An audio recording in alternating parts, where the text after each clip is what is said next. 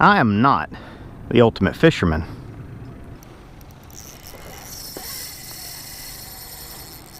But I'm getting there.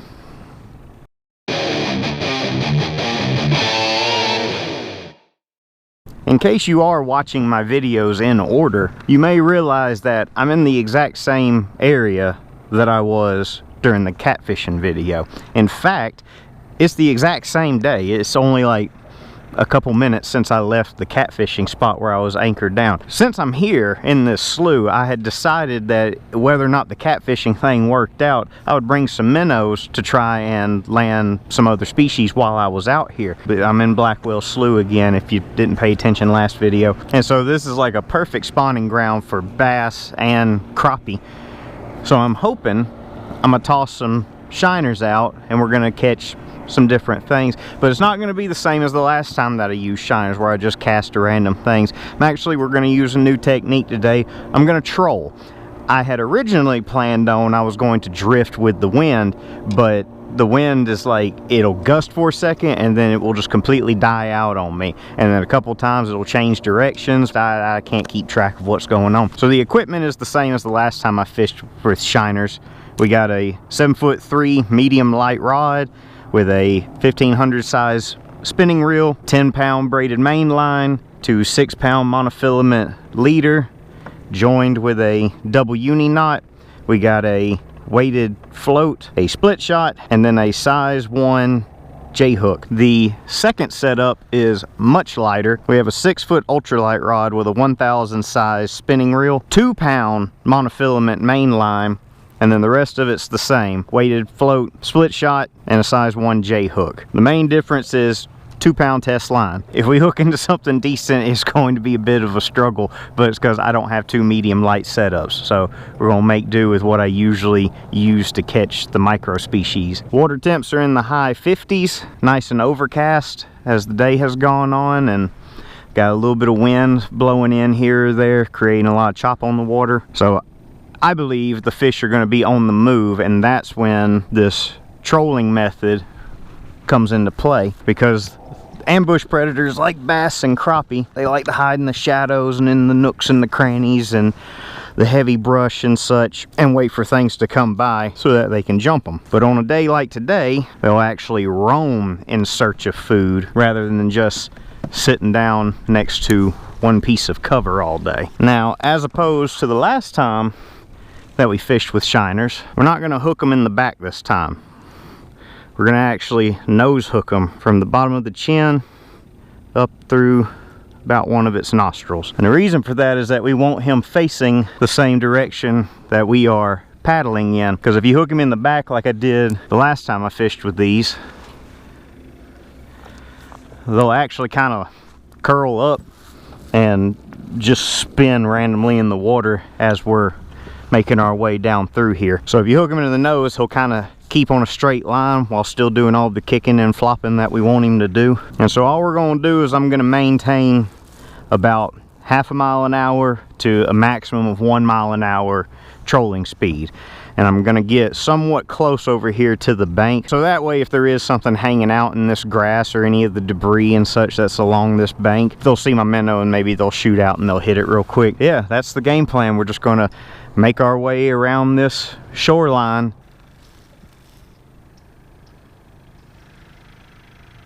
Whoop. There we go. That didn't take long at all. Thankfully, he hit the bigger rod.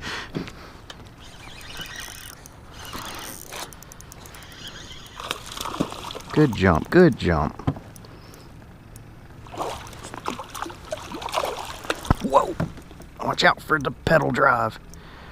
It's the one downside of these pedal kayaks is when you're pulling a fish in close and you're still fighting them, he's got something to wrap up around. Alright. Boat flip. Got him. And there we go. Our first ever trolling fish. Largemouth bass. Solid 1.5 pounds. We've caught plenty of you on the channel, so have a good day, fish. He's gone. Now for where that bobber was when that fish took it, he had to have been in like 10 feet of water or so. And so they're a lot more aggressive and they're roaming. They're actively looking for bait on conditions like this.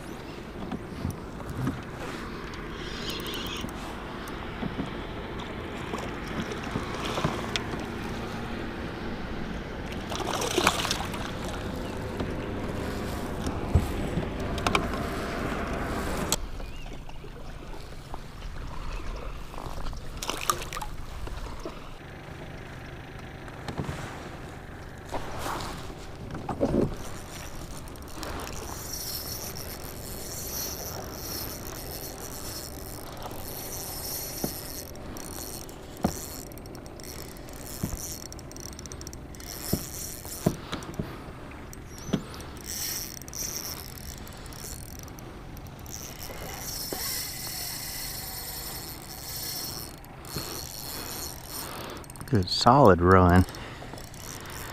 This 2-pound test line.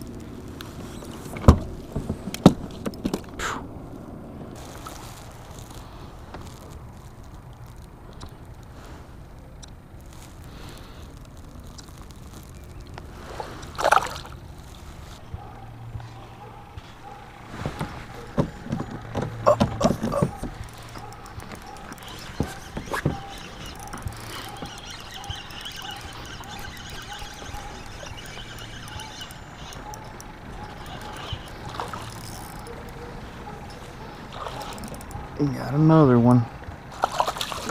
Yep. Same old thing. There's lots of bass. Yeah, this little spotted bass had kind of a rough life.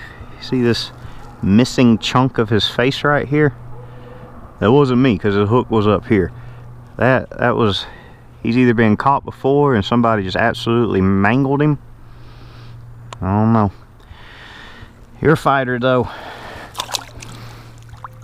Go fight another day. Alright, let's get straightened up. Wait, is there a fish on here?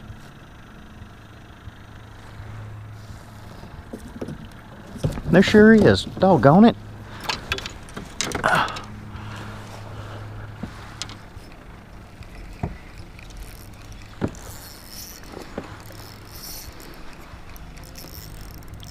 Must have went through like a little school of them.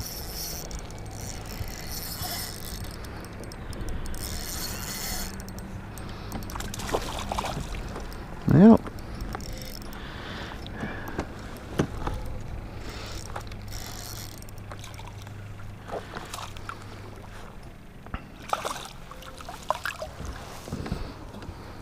Well, there we go. There's us another little spotted bass. Found a little school. Now I've got no lines in the water. Got to remedy that. I want to catch any more. Don't you just love it when you say, this is how something works? And then it works out exactly like that. Makes me seem like I know what I'm talking about. That worked out pretty well for being something that I was just kind of throwing together for the paddle back to the truck, which wasn't a very far paddle at all. I'm about to the bank that I put in at, and I can look out and see the spot that I was catfishing at. So yeah, in just that little bitty stretch, we managed to catch a tournament bag limit of bass. Sure, they weren't the biggest things in the world, but I mean, the point was to check the technique off the list. we accomplished that. The thing I found most interesting, most of the fish that I caught today doing this technique weren't in the places that you would usually try fishing. Like, for example, the bridge. There was nothing at the bridge. All these docks that I was fishing along here, every fish that I pulled off of the area with the docks in it came in between the docks. They weren't up in front of them, they weren't up against them. It was in between docks where they were just roaming from spot to spot. Of course, they were hanging out on the end of points. Things, you know, just standard stuff that you're supposed to be looking for in the pre-spawn, but since it's low light conditions, they were actively moving and searching out food. So yeah, trolling, knocked it off the list. Next time we'll have to try drifting with the wind. But until then, y'all have a good one.